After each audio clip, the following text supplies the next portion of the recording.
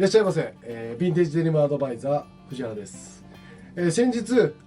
分の、50166モデル約ですね1年半、お店に立っている時は毎日履いておりましたデニムを洗濯、熱湯で洗うってところまでは、お伝えしたと思うんですが、その後、水ですすぎをしまして、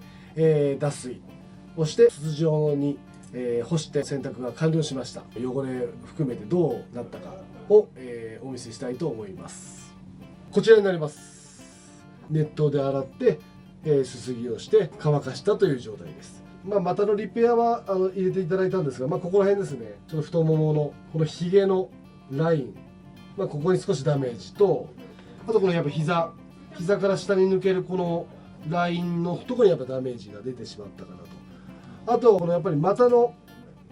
後ろですね、擦れてダメージが出始めたので、これ以上やっぱ履いていってもこう避けてしまう恐れがあると思ったので、選択しました。この間見ていただいたお湯、インディゴは本当に一切落ちてませんでした。黄色い、汚れだけがしっかり取れて、実際色の濃い部分、濃く残ってる部分ですね、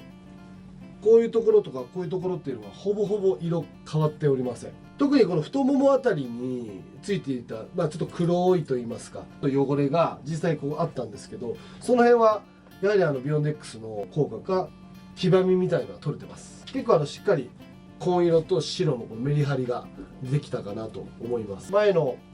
膝から抜けるこの下にこう抜ける線と、最初の半年目からロールアップをしてたので、ちょっとロールアップ後のダメージが出てしまいましたが、かなり、綺麗な色落ちで完成したと思います。後ろも、この財布をもういつも入れていたので、財布の後、あとはやはりこの蜂の巣ですね。自分も通勤にちょっとピストバイクってちょっとこうお尻がキュッと上がるような自転車を乗ってたので、ここの膝下は必ずキュッと入って自転車こいでました。あとは座る時にも少しいつもキュッと上げて座るように意識してましたので、最初にのり付けをしてついたいわゆるシワの型がそのままこの線になって蜂の巣という色落ちに仕上がったかなと。色落ち的には自分の、色という意味で、この1年半履いた結果、ここまでのが仕上がったかなと。自分の体型はちょっとお尻が大きめで、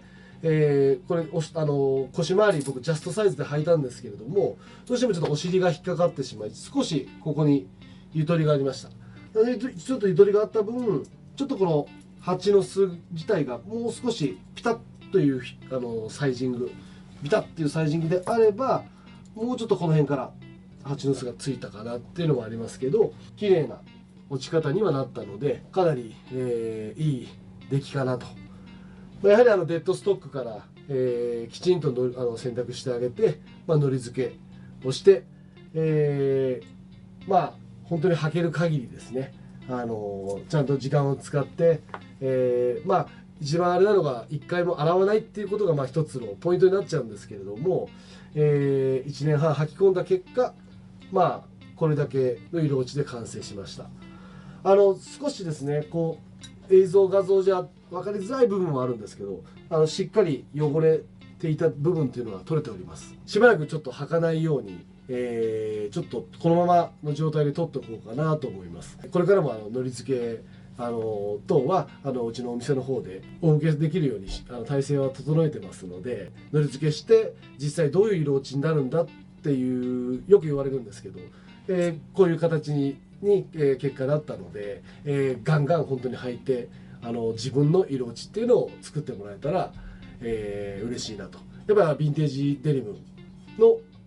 こういった醍醐味かなと思います。もちろんヴィンテージデニム以外の、デニムでもこういった自分の、色落ちを作るのは可能なので、自分の色を作るっていう楽しみを、皆さんに共有できたらなと思います。のり付けに関してはお店の方で、3800円に消費税でお受けしますし、ヴィンテージデニム、限らず新品の、デニム、リジット状態もしくはワンウォッシュとかツーウォッシュぐらいの巻き込んでないと意味がないので、洗濯をするにあたって、今回このデニムもそうなんですけど、このビヨンデックスこちらで洗ってもう全くデニムのインディゴの色落ちない、でも汚れは分解して落としてくれるという、素晴らしい洗剤ですので、こちらも、3900円に消費税でベルベル人の店舗の方で、販売しておりますので、こちらの方もぜひよろしくお願いします。